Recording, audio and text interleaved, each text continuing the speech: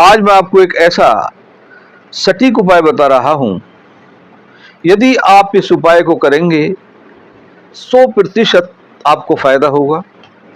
लेकिन जो इसके नियम हैं वो आपको इसको फॉलो करने पड़ेंगे।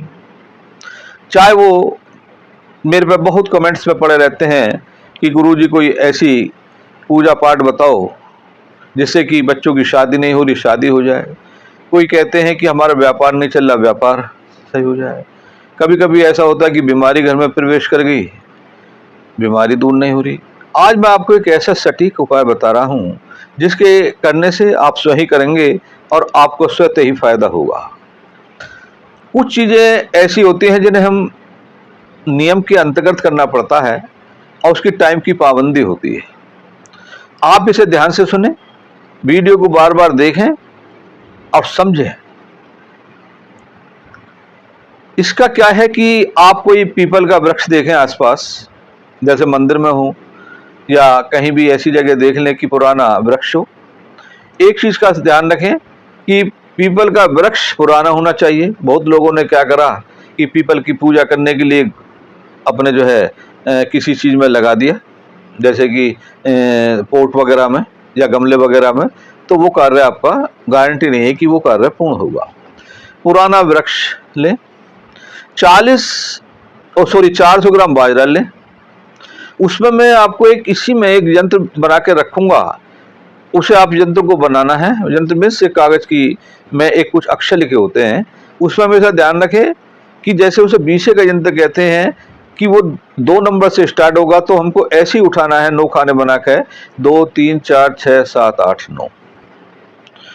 400 ग्राम बाजरा लें, उस यंत्र को यानी कि कागज की जो पर्ची है उसे बाजरे के अंदर रखना है। इसका जो समय है, आपको पीपल के वृक्ष में 2 बार जाना है, 2 टाइम्स इन 1 डे, एक दिन में 2 बार।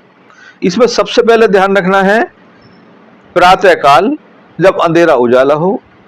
उस टाइम में होता क्या है, एक अभिजीत नक्षत्र होता है, उस समय पर किया गया कार्य अवश्य ही पूर्ण होता है।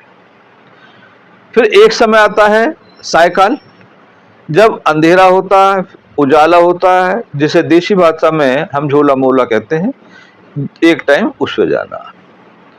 प्रातःकाल हमको क्या करना है, हमें नहा के स्नान करके, यदि किसी कारणवश हमारी तबीयत सही नहीं है, हम हाथ पैर मुंह धो के भी जा सकते हैं, लेकिन मन को शुद्ध रखें, श्रद्धा से करें, क्योंकि श्रद्धा से किए गए कार्य पूर्ण हो जाते हैं। विशेष फिर मैं बार बार कहता हूं, प्रातः काल अंधेरा उजाला हो। जो मैंने 400 ग्राम बाजरा लिया है, बाजरे में वो पर्ची रखनी है और उस बाजरे में से हमें इतना ले जाना है कि वो हमारा 40 दिन चल जाए, क्योंकि हमें 40 दिन जाना।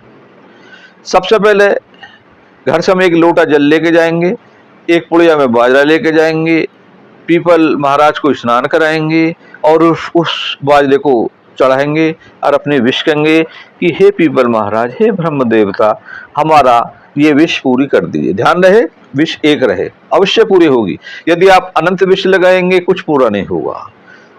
फिर सायकाल फिर एक ऐसा ही समय आता है, ओला झोला देसी भाषा में कहते हैं, जब अंधेरा उजाला होता है। ये डिपेंड करता है सूर्य में, क्योंकि सर्दियों में 5:15 बजे अंधेरा हो जाता है और गर्मियों में 7:30 बजे नहीं होता। हमें तो केवल ये ध्यान रखा है कि उजाला और अंधेरा हो।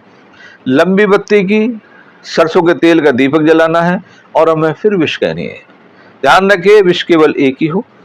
इस पे किसी भी चीज का कोई पाबंदी नहीं है। जैसे बहनों को पीरियड हो जाता है, इसकी कोई वो नहीं है।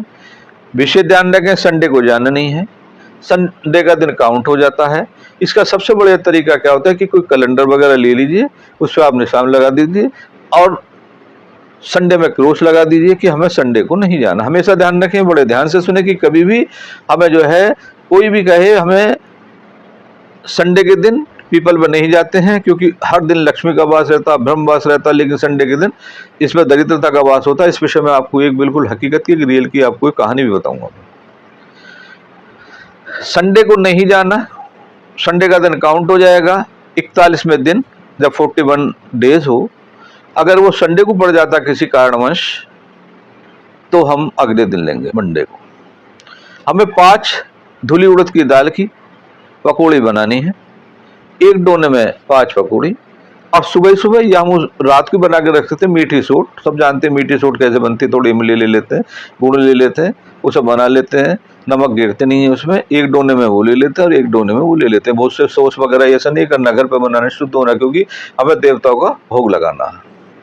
फिर अपनी विश करेंगे, भगवान ने चाहा आपका कार्य इसी दिन बीच में बनना चालू हो जाएगा। यदि किसी कारणवश प्रॉब्लम बड़ी होती है, 10-5 दिन का टाइम दीजिए, फिर चालू कर दीजिए। वो जो मैंने यंत्र बनाया था उस यंत्र को फिर बना लीजिए। यदि हमने ऐसा 3 बार कर दिया तो आपका कार्य अवश्य पूर्ण होगा। इसमें फिर मैं बताता हूँ सावधानी क्या होती है। संडे को नहीं जाना है, प्रातःकाल जब अंधेरा उजाला हो जब जाना है, सायकाल जब अंधेरा उजाला जब जाना है। संडे को नहीं जाना, संडे का दिन काउंट हो जाएगा, 41 दिन में भोग लगेगा। ये इतनी सटीक क्रिया है। सपोज कर लो किसी की शादी नहीं हो रही, आप हम कहेंगे कि हे प्रभु हमारे बेटे की या बेटी की शादी करा दीजिए। दूसरी बात, मैंने इसके इतने परिणाम देखे, 1 में नहीं, 2 में नहीं, 1000 में नहीं, मैं इनकी गिनती नहीं बता सकता कि कितने लोगों ने इसका फायदा उठाया। ये क्रिया कब फेल होती है? सपोज कर लो कि हमारा सूर्य उदय हो रहा 6 बजे, हम जा रहे हैं 6:30 बजे या 7 बजे। सूर्य अस्त हो रहा है सपोज कर लो 5:30 बजे, हम जा रहे हैं 9 बजे, कुछ नहीं होगा। संडे को नहीं जाना, प्रातःकाल फिर बता रहा हूँ बार बार, 1 लोटा जल चढ़ाना है, फिर थोड़ा सा वायरा ले जाना है, फिर सायकाल को लंबी बत्ती के सरसों के तेल का दीपक जलाना है। जो साधारण पूजा के नियम होते हैं उन्हें हमें फॉलो करना है। कोई बीच में मिल जाता है हमें उससे कोई बात नहीं करनी।